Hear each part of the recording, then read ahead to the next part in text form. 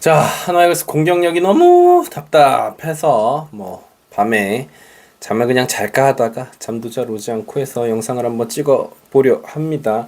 하나이글스의 팀의 공격력을 한번 살펴보면 WRC 플러스가 지금 89.7로 8위예요. 전체 이제 공격 득점 생산 능력이 10개 팀 중에 8위다. 굉장히 거의 최하위권이다라고 볼 수 있겠죠.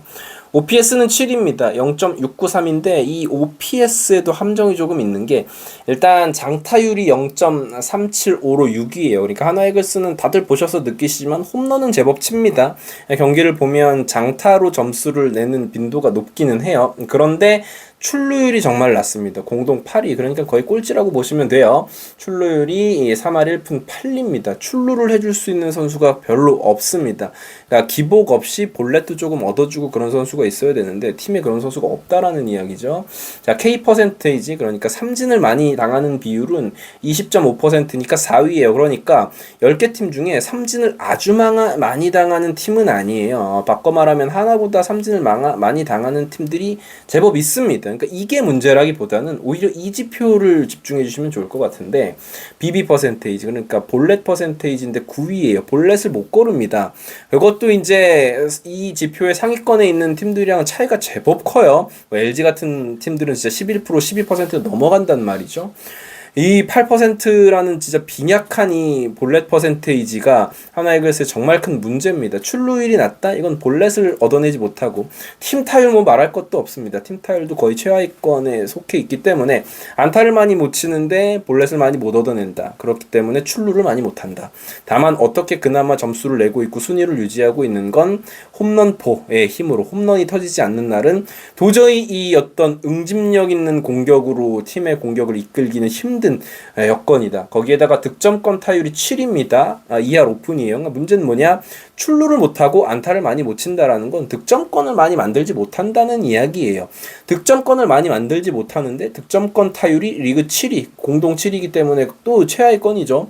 이러면 이제 점수를 내기가 너무 힘들다라는 우리가 경기를 보는 것 똑같습니다. 왜 이렇게 1루에 사람들이 못 나가지? 타자들이 못 나가지? 어쩌다가 나갔는데 왜 이렇게 못 불러들이지? 이게 체감상으로. 근데 어떻게 이기지? 홈런으로 이겨. 홈런을 조금 치고 장타가 좀 터지는 날에 그런 날에 비로소 이기는 거예요. 그리고 투수력의 힘으로. 투수력, 수비력은 오늘 딱히 이야기할 거 없습니다. 그건 리그 최정상급이에요. 그것 때문에 우리가 2위 하고 있는 거고요. 오늘은 저는 아쉬운 부분에 대해서 말씀을 드리고 있는 겁니다. 다만 이제 조금 이거 1위 하는 게 그렇게 큰 의미가 있나 싶은 파트가 있습니다. 대타 타율이 3할 5리로 1위입니다. 대타를 냈을 때 타율이 이건 바꿔 말하면 뭐냐면 주전으로 뛰어야 될 선수가 대타로 나오고 있는 건 아닌가? 이제 기용이 어떤 문제가 있는 건 아닌가라는 의심 정도는 해볼 수 있다라고 볼 수 있겠어요.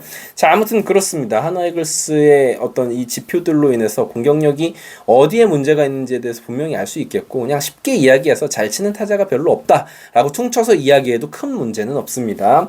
자, 일단 응집력이 떨어지고 볼넷을 못 얻어주는 타선인데 최근에 이제 하나이글스 트레이드 썰 같은 거 많습니다. 그런 썰들이 다 거짓말일 확률이 높고 실제로 구체화된 적이 없는 썰일 확률이 높지만 지금부터는 어떤 팬들의 바램 정도 그리고 제가 생각하는 그 썰들에 대한 이야기들을 하는 거니까요. 여기서부터는 그냥 진지하게 안 받아들이셔도 되고 다만 이런 트레이드가 되면 어떻겠냐라는 의견 정도는 개진해 주시면 재밌을 것 같습니다.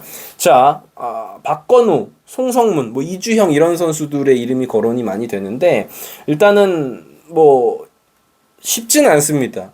쉽지 않다기보다 거의 불가능할 거예요. 이 딜을 이루어내면 하나이글스의 프런트, NC 다이노스의 프런트 다 여기에 불바다가 될 겁니다. 팬덤이. 왜냐면은 결국은 하나이글스의 경우는 조금 더 직접적으로 거론을 하면 적어도 황준서, 정우주 요 정도 급의 유망주에 이거는 이제 타팀 팬이 봤을 때는 별로라고 생각하실 수도 있어요. 하나이글스 입장에서는 어떤 상위 라운드 지명한 선수들이니까 굉장히 귀할 수도 있지만 거기에다가 플러스 미래 지명권 그것도 최상위 지명권을 줘야 될 거예요. 우리가 지금 3번 픽을 가지고 있기 때문에 1라운드 3번 픽 거기다가 픽 하나 더 2라운드 13번 픽까지 그렇게까지도 요구할 수 있을 정도에 그러니까 예를 들어서 박건우 선수를 주십시오. 그러면 너희는 정우주 플러스 올 시즌 1라운드 3번 픽 2라운드 3번 픽까지 달라.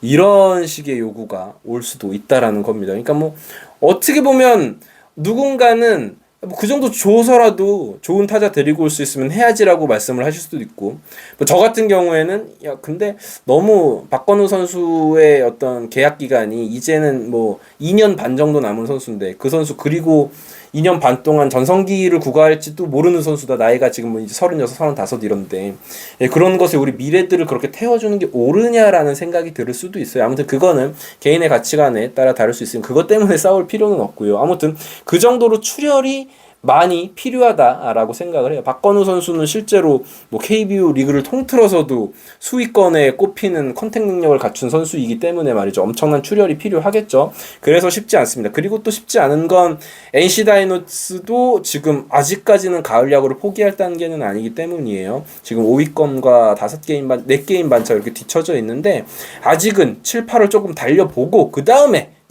아마 생각을 할 수 있지 않을까. 만약에 딜을 하더라도. 그러니까 약간은 NC 다이노스 팬분들에게는 신뢰가 되는 이야기일 수도 있다라고 생각을 합니다. 자, 그리고 키움 히어로즈입니다.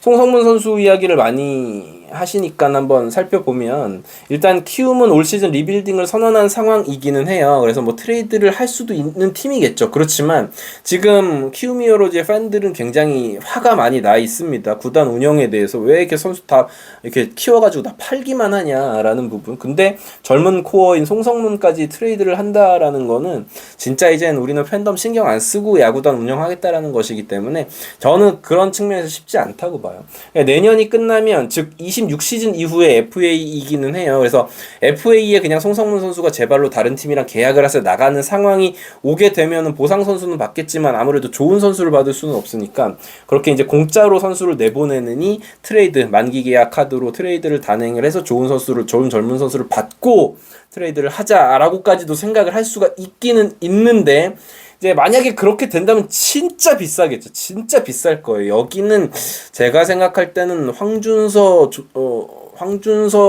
정우주 플러스 지명권 2장으로도 부족할 수도 있습니다. 실제로 문동주 선수의 이름까지도 나올 수 있어요.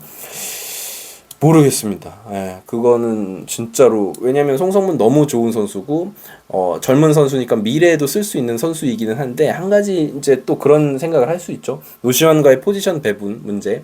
노시환과 송성문 중에 어떤 선수가 더 좋은 선수냐라고 하면 지표상으로 봤을 때 2025 시즌 기준으로 노시환의 WRC 플러스는 99에 머물고 있고 송성문은 137.8이에요. 지난 시즌은 노시환이 106.5, 송성문 148.9.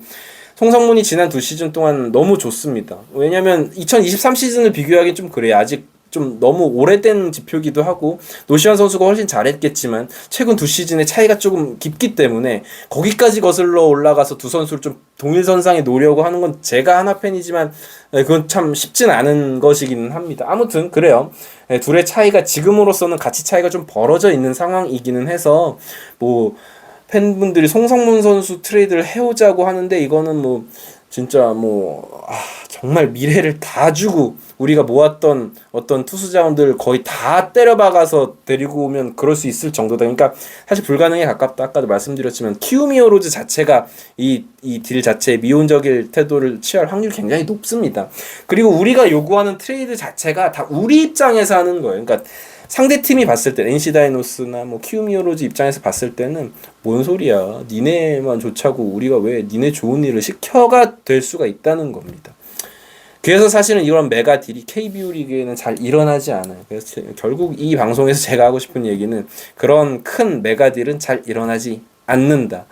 결국 지금 있는 선수들이 잘 해줘야 되는데 혹시라도 리그의 판도가 좀 바뀌어 있는 7월이나 8월 데드라인을 기점으로 해서 하나이글스가 진짜로 대권을 노리는 상황이 됐고 혹여 어떤 팀들이 가을 야구 플레이오프 진출에 있어서 좀 멀어졌을 때 그때 조금 이야기가 나올 수 있지 않을까라는 생각 정도 해봅니다. 아무튼 뭐 여러 가지 카드들은 있겠지만 지금 쏟아져 나오는 카더라들을 믿으실 필요는 없습니다, 여러분. 아시겠지만 트레이드라는 건 진짜 성사되려면 아무 소스가 없습니다. 소스가 이미 어떤 다른 유튜브 채널이나 이런 데 소스가 터져 나오는 거면 거의 없다고 보시면 돼요. 그 트레이드는 일어나지 않는다고 보시면 될 것 같아요. 아무튼 감사합니다, 여러분. 이글스 에브리디였습니다. 이따 뵙겠습니다.